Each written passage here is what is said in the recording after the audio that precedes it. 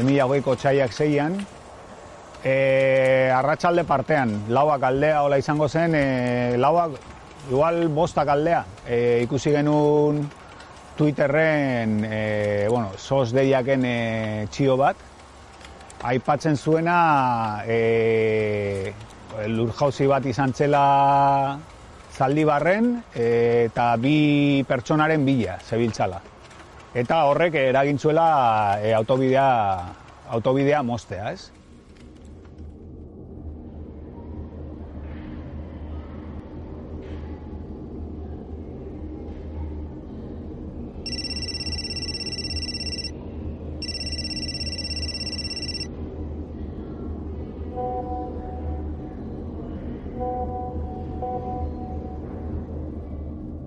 Akademitxa baten itxo beharra, eta lan inengun da, derrepente, llamada bat, jasona bat, lehenengo eta behin WhatsAppak, izaten da kuarrian, Ermun, autopista mendixi jauzi da, eta zaten da, mendixi jauzi da, ni biherri nengun, da enotzen kaso handikein. Eta handik ordu erdire edo lan amak deitzu izten, 5 erdi aldera, eta jazta, piztu jaten bonbili, eta zan dan, haitxe.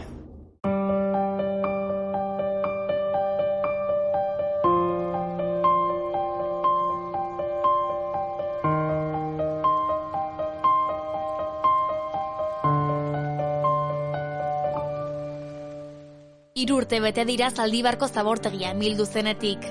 3 urte, amiltzearen 8 zen eta aldi berean isilpekoak lurrazalera ateratzen hasi zirenetik. Hondamendiaren eta zabortegiaren beraren itzalugariak argitara ateratzen hasi eta COVID-19ak jotako Euskal Herri bat kez lausotu zutenetik.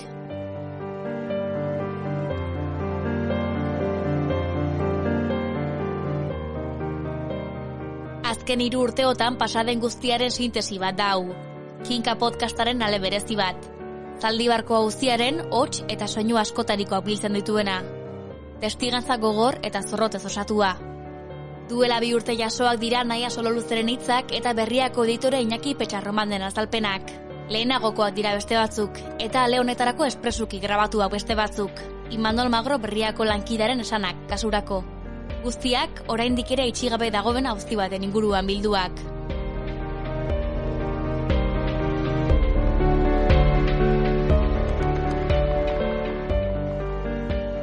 Gaur, Kinka podcastean, Zaldibar, 3 urte, hainbat zauri eta itzalugari.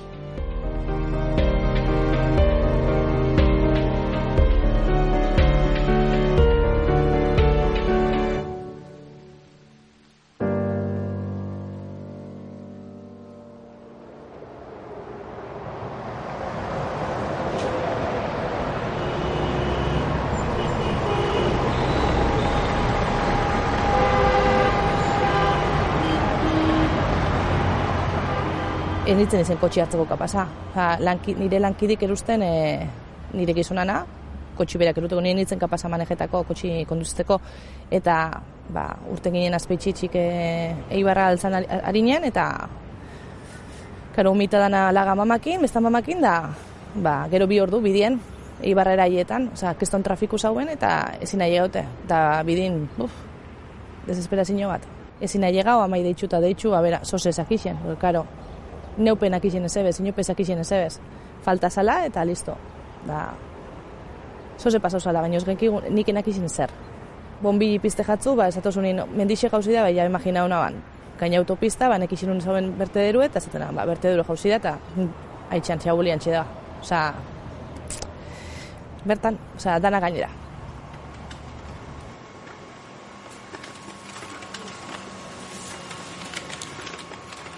Pizkanaka joan zen informazio gehiago jakiten, jakin genuen halako batean zabortegia bera etorri zela, bilatzen zituzten 2 pertsona horiek langileak zirela, eta bai gogoan dut, hola bizkat, memoria zorroztuz edo, agintariek bereziki garrantzia ematen ziotela autobidearen itxierari, ez? Hori izan pizka bat, edo irudipena daukat, ez? Horrek sortu zula hasieran mugimendu asko.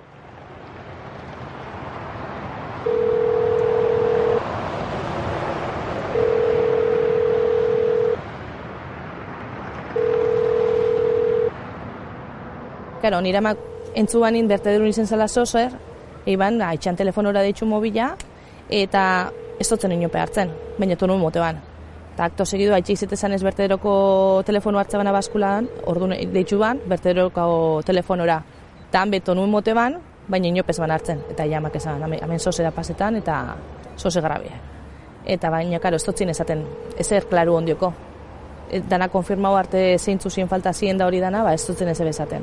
Baina mama ja sospetxeta nire etxek telefonu segidun hartzen da normalien.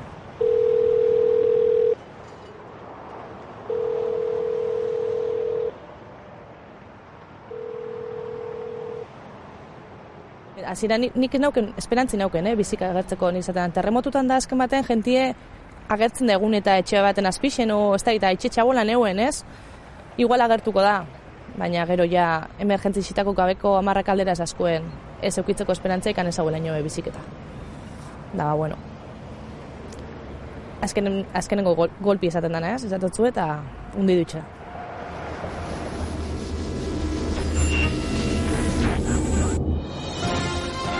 Arratsaldeko 4:00 gertatu da ezbeharra. Bat-batean mendia behera etorri. Era la primera reacción de los conductores tras el desprendimiento de una ladera. Amb la màxima cautela pel temor de noves esllavissades continuen treballant les excavadores. La primera inquietud de los equipos de emergencia. A terra é depositada noutra zona do vertedoiro.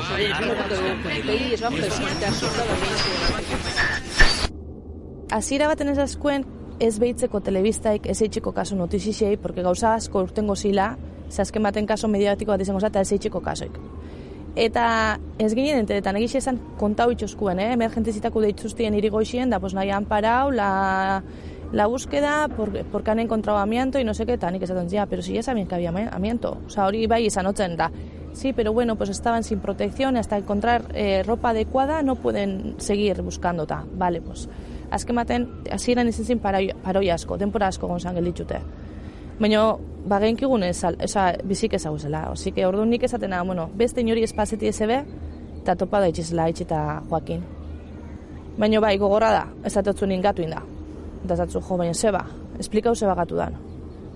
Da, espliketotzu eta ezatotzu naz konformauen bihar, ez, biskat. Nahi barrun zuk nahi zun segidu, eta benga, mesedez top segitopetan, ez, azken baten, nahi jakin ja ezauela bizik esperantza puntu hor da beti. Ni pentsetot ez tala galtzen. Eta ez tala galdu bihar.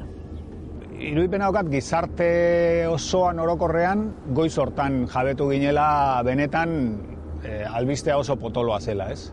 Gertatzen ari zena oso potoloa zela. Batetik amiantoa agertu zelako, bestetik zabortegi bat bera etortzeak esan nahi dunagatik, ingurumenaren inpaktuaren aldetik, horrek ekarri ditzaken ondorioak eta bar.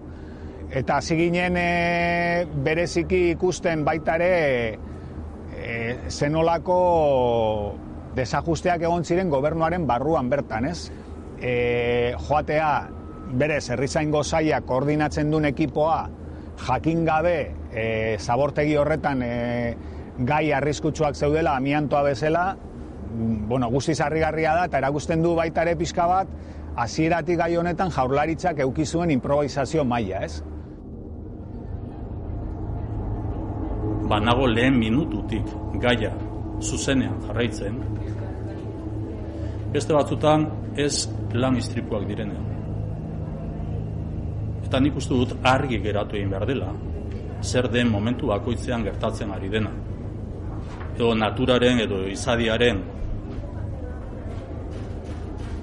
liskar bat den edo arazo bat den, edo beste esparru bateko arazoak diren. Espero duguna da gardentasun osoa. Lehendakaria da arduradun nagusia, Jaurlaritzaren...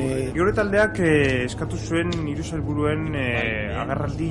Zergaitik Zaldibarko zabortegia jauzi egin zen. Herri honek egi osoa jakitea merezi duela.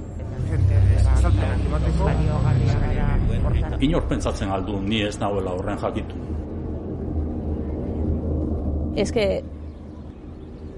Gutzako ez da goza politiko bat. Gutzako izan da nire etxe. Orduan, ni nahi naban nire etxea hortik atatie. Eta beste danak ez dut importa. Osea, benetan esatot, momentu hortan, ni nahi naban azan etxe topau eta listo. Listo. Guk aurra etxe.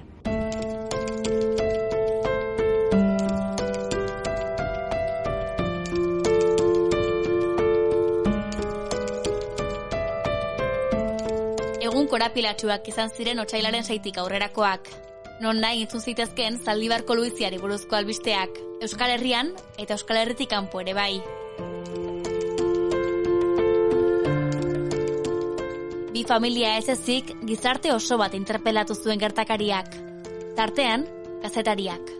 Hainbat eta hainbat askotariko galderak egiten hasi ziren. Hondamendiari buruzko nondik norako ez gain, Zaldibarko zabortegiari berari buruz ere.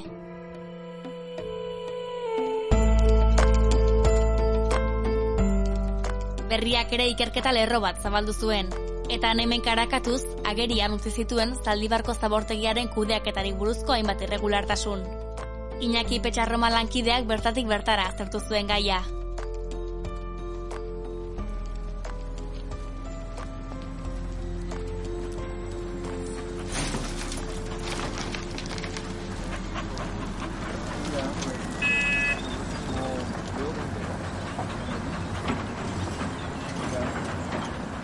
Guk berrian, atera genuen ja beste ikerketatxo bat, pizkat, esanez nola sektoreko kamiolariek eta sektorean zulo bezala ezagutzen zitzaiola Zaldibarri, ez? Irregulartasun hoien inguruko berriak, ari ziren gero eta itxura konsensuatuagoa eta ja gizarteratuta zegoen, berterren gertatu zena, azkenian batetikan agerian ustentzula, enpresa horrek hain gai delikatuan eukizun jokabidea oso txarra izan zela, baina bestetikan kontrolatzea tokatzen zitzaion administrazioak ere, esan dezagun gutxienez utxune nabarmenak eukizitula. Auziaren alde politikoaren eta ekonomikoaren arteko lotura izan zen berriak jorratu zuen ikerketa gai horietako bat. Hain zuzen, zerk lotzen zituen Berter Recycling enpresaren jabe Jose Ignacio Barinaga eta Eusko Jaurlaritzako ingurumen sailburu Iñaki Arriola eta haren saila. Zantzua genitun eta informazio batzuk edo zenbait jendek emandakoak erakusten zigutenak eta adierazten zigutenak Arriolaren eta Barinaganen artean harreman zuzena zegola. Eta, handik egun batzuetara gogoratzen naiz, atera genula erreportaje bat, pizkat adieraziz, mai politikoan eta ekonomikoaren artean zeuden loturak, ez? Barinagaren eta Arriolaren artean, eta Arriolaren sailaren artean pertsona bakoitza ze paper jokatu zezakeen, hor Arriolaren idazkaria izan zen Barinagaren enpresa berterreko kide momentu batzutan, eta bar, ez? Orduan, hori denaia gizarteak ere bazekin, eta hemen herriak haundi samarrak dira, baina denak ezagutzen dira. Gogoan dute Arriolari galdetu ziotela El Correon, Barinaga ezagutzen zuen, eta esan zuen, ezagutzen dut, kafe bat hartu dezaket berarekin, baina bueno, pizka garrantziak enduz bezala, beste asko bezala, ez? Baina jendeak bazekin, barinagak eta riolak, kafeak, kopak eta bestelakoak hartzen zituztela elkarrekin, ez? Arrakalen gaia izan zen beste puntu garrantzitsuetako bat. El Correo egunkariaren arabera, otsailaren 3 edo 4 arrakala batzuk agertu ziren zabortegian. Zabortegian azaldutako arrakalen gai hau gero, hilabete batzu pasata gero, jakin dugu epaiaren txostenean ikertu dutela, eta hor bestea beste, lantzen da arrakalen gaia. Nola Joaquin Beltran zabortegia amildu, baina ja egun batzun lehenago, ohartarazi zion Berterri arrakalak zeudela, arrakala hoien inguruan Berterrek bera kontrol sistema bat jarri zuela martxan, ingeniaritza enpresa batzuk kontratatu zituztela, eta ingeniaritza enpresa horiek ohartarazi zioten Berterri kontuz, hau ez egonkorra da eta erori daiteke. Erori daiteke zen hipotesi bat. Egia da, hipotesia agian hor txosten tekniko hietan igual etzan hipotesi nagusi bezala, baina bai hipotesietako bat erori zitekela. Eta jakinda ere erori zitekela, Berterrek bere langilei agindu zien jarraitzeko lanean hor. Auziak aurrera egina hala, agerian geratu zen Berterren estrategia zein izango zen. Komunikazio bulego bat ireki baitzuen. Eusko Jaurlaritzarena ere agerian geratu zen, erantzukizuna Berterren gain utzi baitzuen. Enpresarekin, komunikabideok euki genuen harreman hortan, ni usteet interesgarria dela baita ere jakitea, egun horietan baita ere argitu zela, nolabait Jaurlaritzaren estrategia zen izango zen Berterrekiko. Eta zan, ardura enpresaren gain ustea.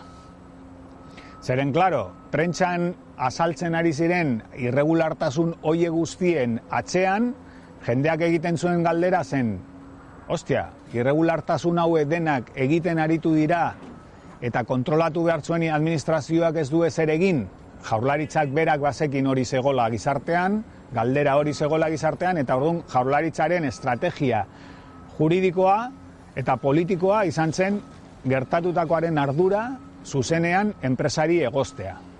Esatea, enpresak eskutatzen ari zitzaiola informazioa, edo etxala behar bezala laguntzen ari, arrakalak gertatu zirenean etxiola jakinerazi, eta nik uste enpresa ere oso akorralatuta ikusi zula bere burua, eta besteak beste horregatik sortu zuela komunikazio bulego hau, ez?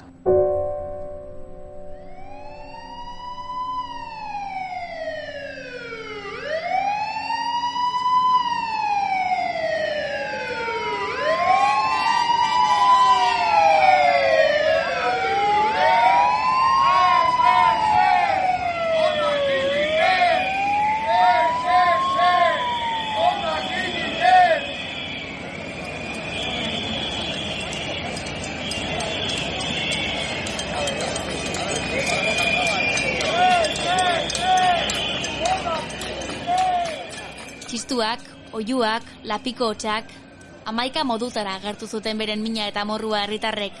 Haserre zeuden, haserre, kezkatuta eta arduratuta. Eta ez zen gutxiagorako, dioxinen eta furanoen kopurua ezoikoa baitzen zabortegiaren inguruko leku batzuetan. Jendeak kezkauta zeon. Kezkauta zeon, hor zeuden zuteak, hor askatzen izan metanoa, egunero zeuden zuteak orgoien. Jendeak bazuen kezka bat, baina Jaurlaritzak egun hortar arte, ostiral hortar arte, aritu zen etengabe esaten, lasaitasuna, parametro guztiak normal daude, dena normal dago, kezkari gabe ibili, eta bar, eta bapatean, ostiralean, goizean, esaten du, debekatzen die, baserritarrei eta nekazariei, produktua saltzea, eta gero iluntzean, jarrizun nolabait alarma egoeran baiara hau, ez? Ermoa, Zaldibar, eta Ibar, ez? Alarma egoeran zergatik, esan zielako dioxina maila oso altuak zeudela, oso altuak, eta beraz eskatu zion jendeari etxetik ez ateratzeko.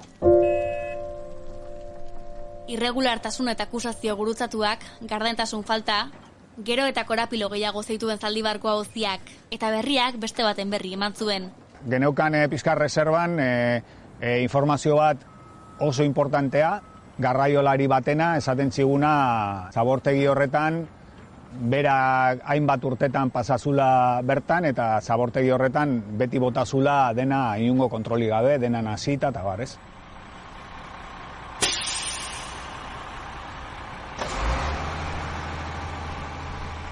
Basura ekarri, balakin direto kargau kamiona eta dena direto bertero. Inongo reziklaui eta ez inongo ezer ingabe.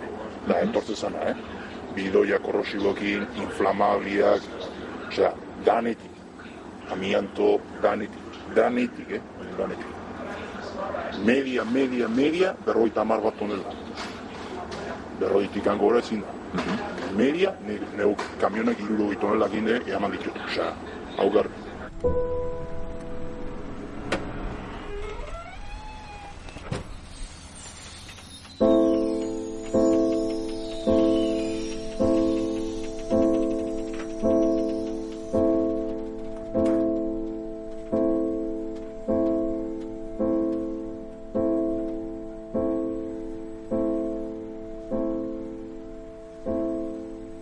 Garraigolariaren testigantzar kitzal batzuk argitu bazituen ere, askatu gabe zegoen Zaldibarko auziaren korapilorik handiena. Alberto Sololuze eta Joaquin Beltran langileena. Nitzako hori zezan frustrantiena ezin eze behin. Junara, eta impotentzi bat ezin eze behin. Da, orduan jute zinen bakoitzen, jute zinen ikustezen zauena, eta, impotentzi batekin etxeran egarrez.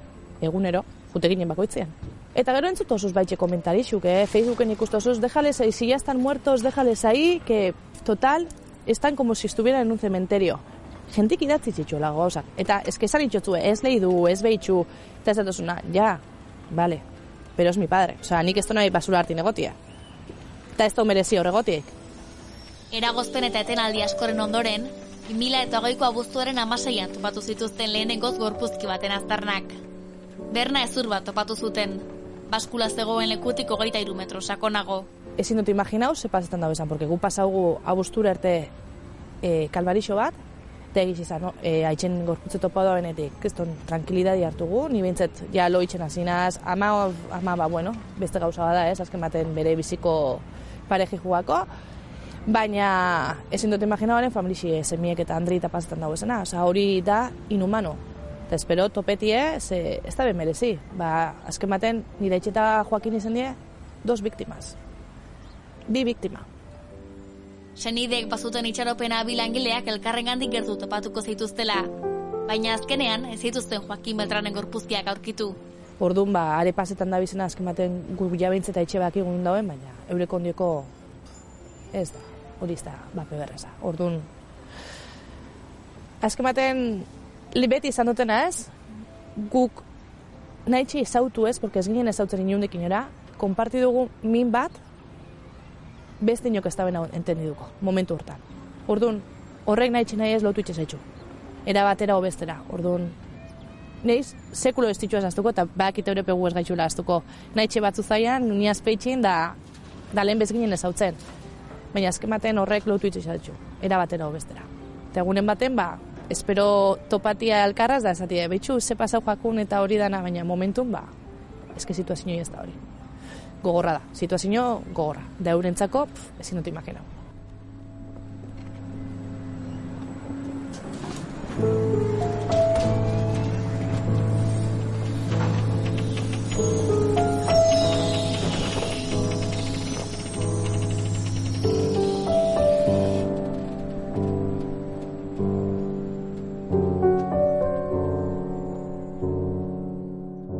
Imanol Magro lankideak ere gogoan du Beltran bilatzeko lanak bertan bera utzi zituzten eguna. 2021ko maiatzaren 15. Betxarromanen eta Berriako beste lankide batzuen antzera, arreta handiz aztertu du Zaldibarko auzia. Eta azken 2 urteotan, auziaren arlo juridikoari reparatu dio bereziki. Mugarri nagusiak azaltzen saiatu da.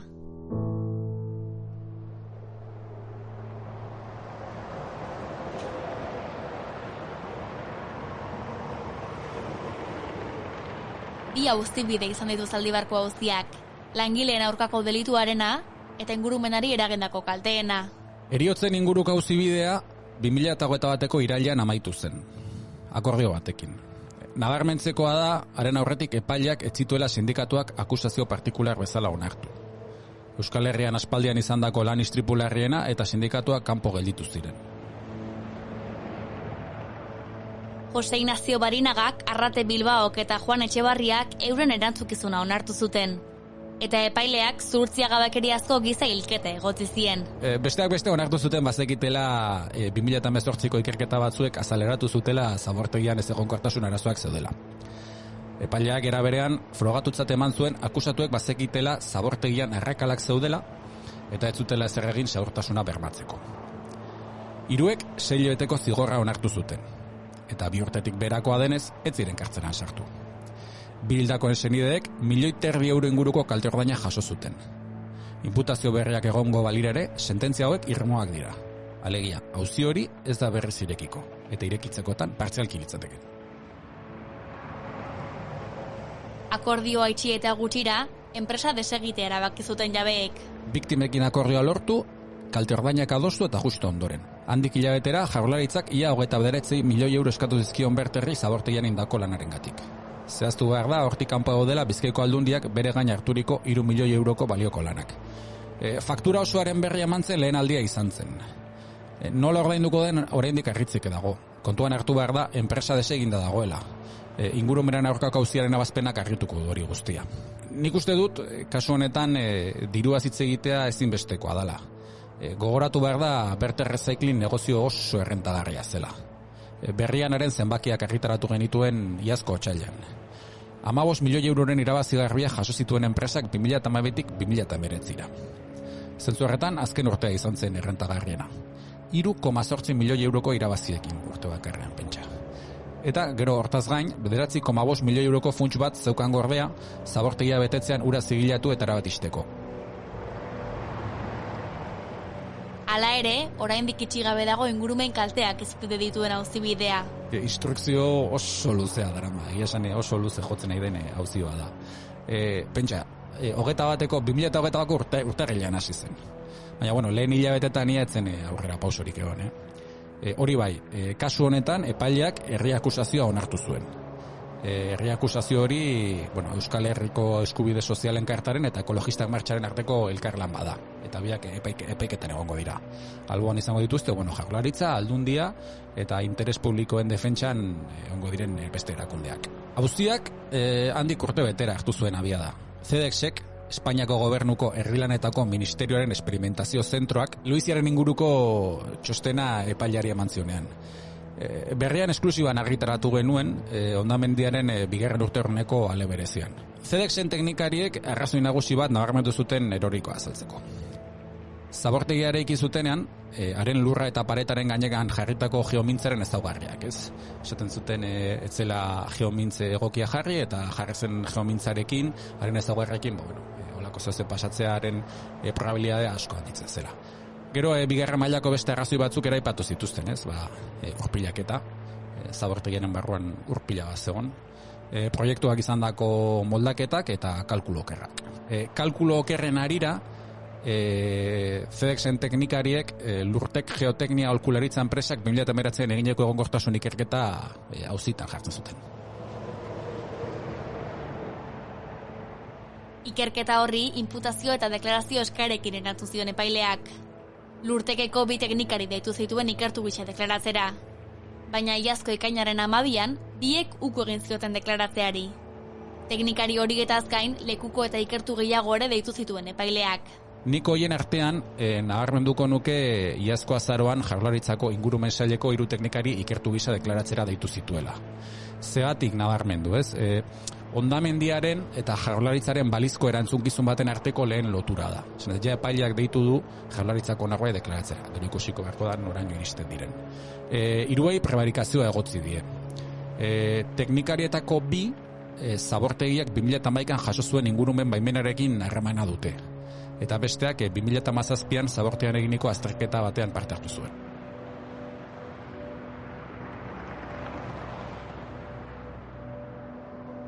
Luizia gertatu eta 3 urtera, oraindik itxi gabe dago ingurumenari eragindako kalteen auzibidea.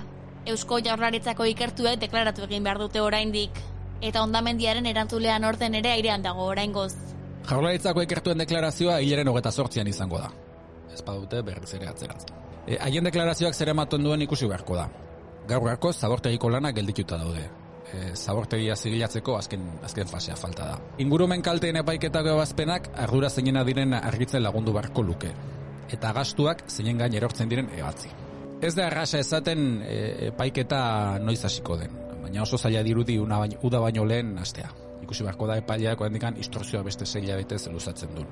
Aurten izatekotan negua litzateke, baina berriz diot, epaileak du azken hitza.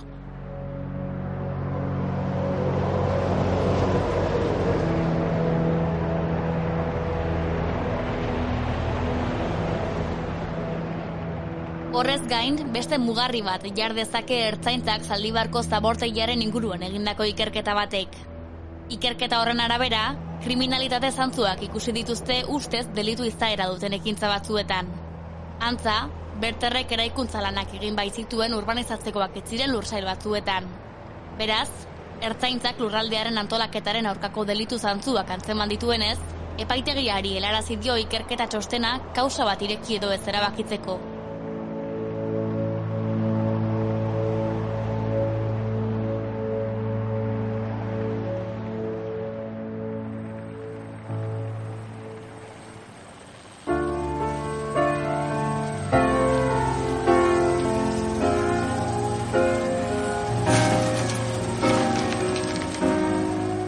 Albiste, lerroburu, esklusiba, akusazio, ikerketa eta deklarazio asko izan dira ordutik. Zaldibarko zabortegia 2020ko otsailaren 6 hartan amildu zenetik.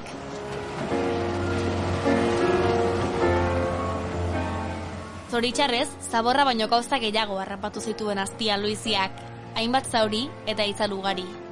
Baina erantzukizuna? Norena da erantzukizuna? Errurik? Baldu inork errurik.